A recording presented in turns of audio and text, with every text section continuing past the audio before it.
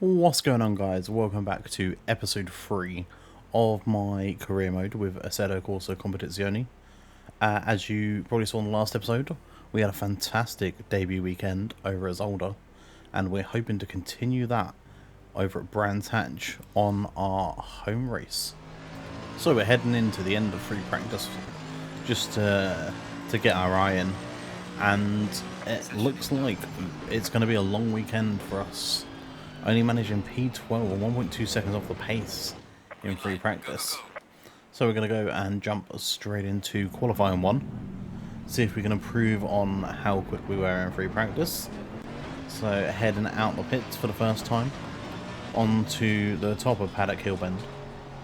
And as we look ahead to the end of qualifying and what is our best flying lap of the qualifying 1 session, we come into the last corner, which is always a tricky one to get right and get a good run out into the straight.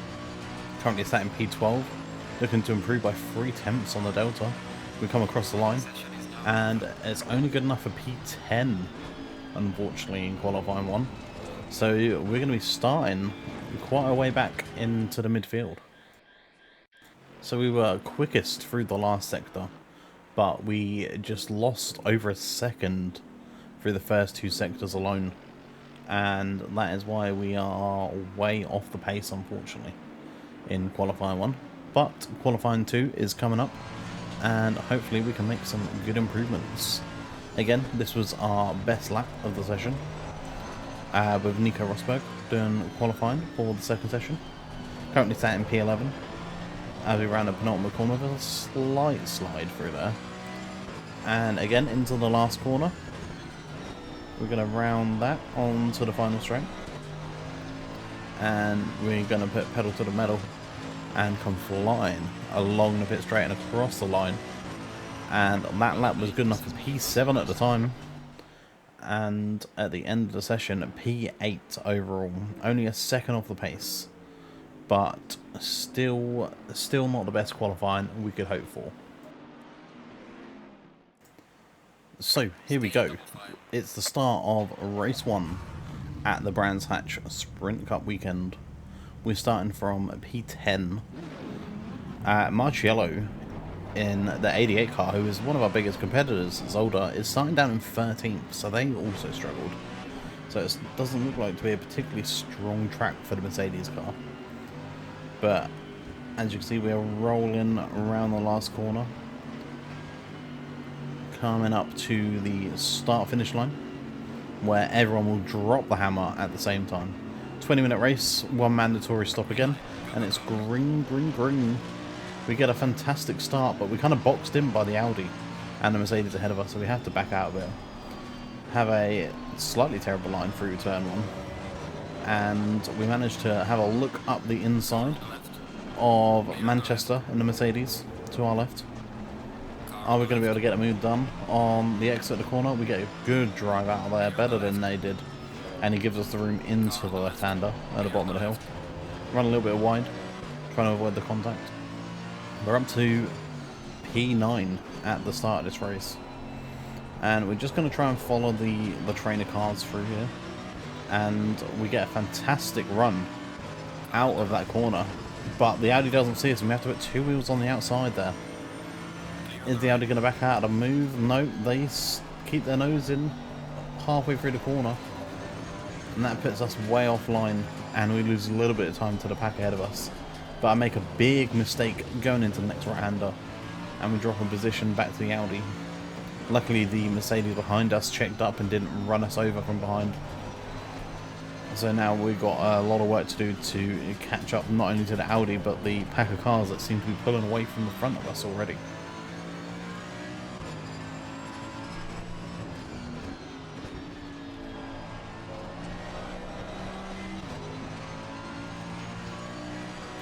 So there we have it, that's the end of the first lap. We are up to P9, making 1 position up from the start. And as we skip ahead towards the end of lap 2, we are still right behind the Audi. We've pulled a nice little gap to the cars behind us. A couple of Mercedes stuck behind us. and we're hoping we can get past the Audi ahead of us and start charging after the cars that are pulling away. We get a fantastic run and we look to the outside, but the Audi pulls straight over into our line for a very aggressive defensive block. So we make a little mistake going into the corner and run wide and lose a little bit of time, unfortunately. And that kind of just put us on the back foot a little bit there. And we had to take kind of an avoidant action to not run over the back of the Audi. Now we're going to skip ahead a couple of laps into the beginner lap 5.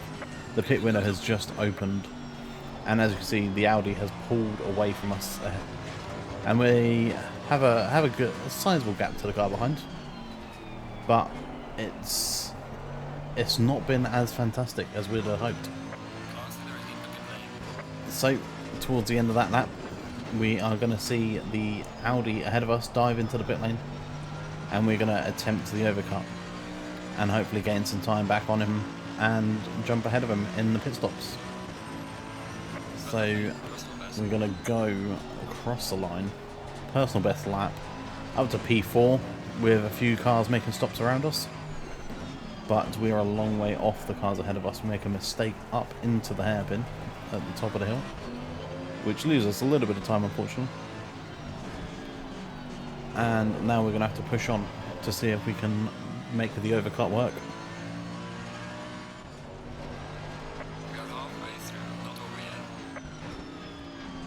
So we're halfway through the race now, and as we come out the penultimate corner, we think it may be time to make our pit stop. The 3 cars ahead of us have come into the pits, so we are going to do the same and see if we can make the overcut work. Get it down to 50 kilometers into first gear, pit speed limiter on, and now we just need to make a good clean entry into the box to make sure we don't lose any time to the cars around us. I'm ready for Nico Rosberg to take over for the first stint of his Sprint Cup weekend. As you can see, we overshoot the box a little bit there, which loses us about 3 or 4 seconds as they have to drag the car back. And you can see the 88 behind us has managed to jump us in the pit stops, and the other Mercedes as well. So we've lost 2 positions there to cars that were just behind us. And as we come out of the pit lane, we are unfortunately in P13, which is a terrible, terrible pit stop for us. We lost a lot of time not getting lined up with the box properly, unfortunately. And as we come through the last corner at the end of lap 7, we are trying to chase down the Bentley ahead of us, but we just don't seem to have the pace at all in this race. The Bentley's actually pulling away from us now, and Perel in the Ferrari behind us is starting to close that gap with only 4 minutes remaining. So we need to be super careful about keeping him behind us as we set our fastest lap of the race, but make a mistake into the first corner. We run a little bit too deep, and as we come up to the hairpin, the Ferrari has caught up a lot to us as we go a little bit deep into the hairpin, and the Ferrari is right on our tail now.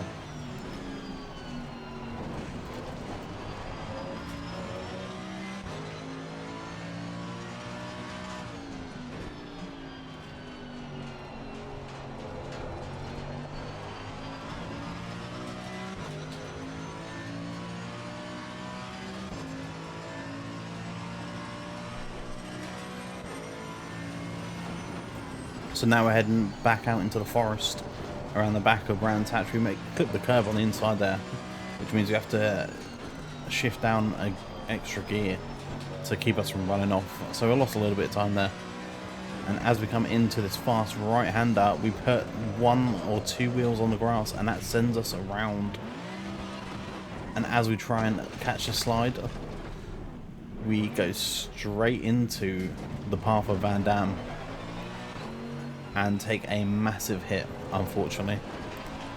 And now that has put us down into P14. And we've also ruined Van Dam's race, unfortunately.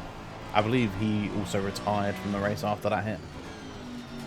And now, as we come around the last corner, at the end of the first race, it's been a disaster. As a home race goes, it's been an absolute disaster. P14 overall, and not what we were hoping to get from the weekend, unfortunately.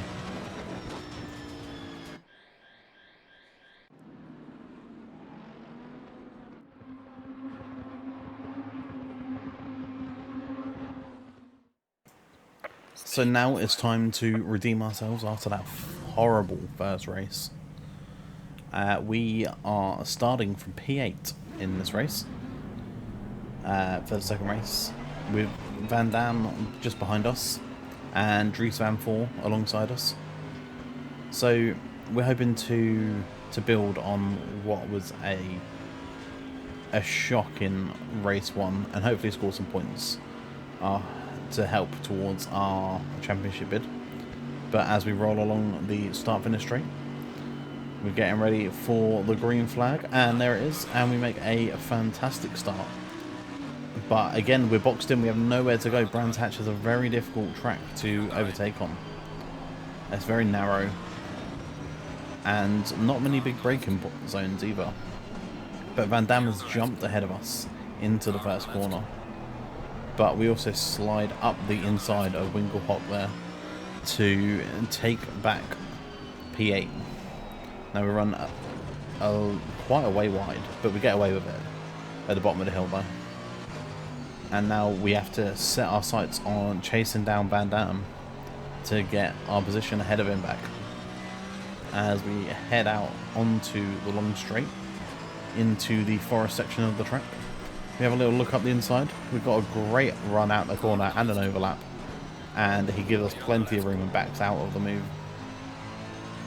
Keeps his nose in on the outside, but we've got this move done and dusted with a little move up the inside there.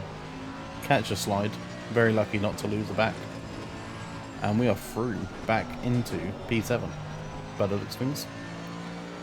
So not a bad opening lap for us overall.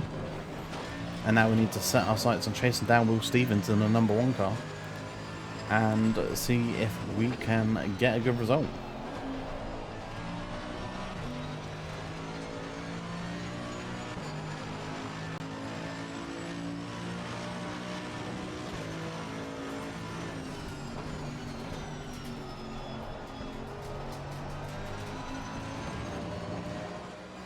So now on to towards the end of lap 2, we've pulled away from Van Dam behind us. We've got a comfortable 1.5 second gap, but we are also 2 seconds back from the number 1 car, Will Stevens, ahead of us. So we're going to have to do some aggressive driving to catch up. But as you can see, halfway around lap 3, we've lost yet another ½ second to the car ahead. And we're keeping the gap to the car behind, so that is a step in the right direction, fortunately.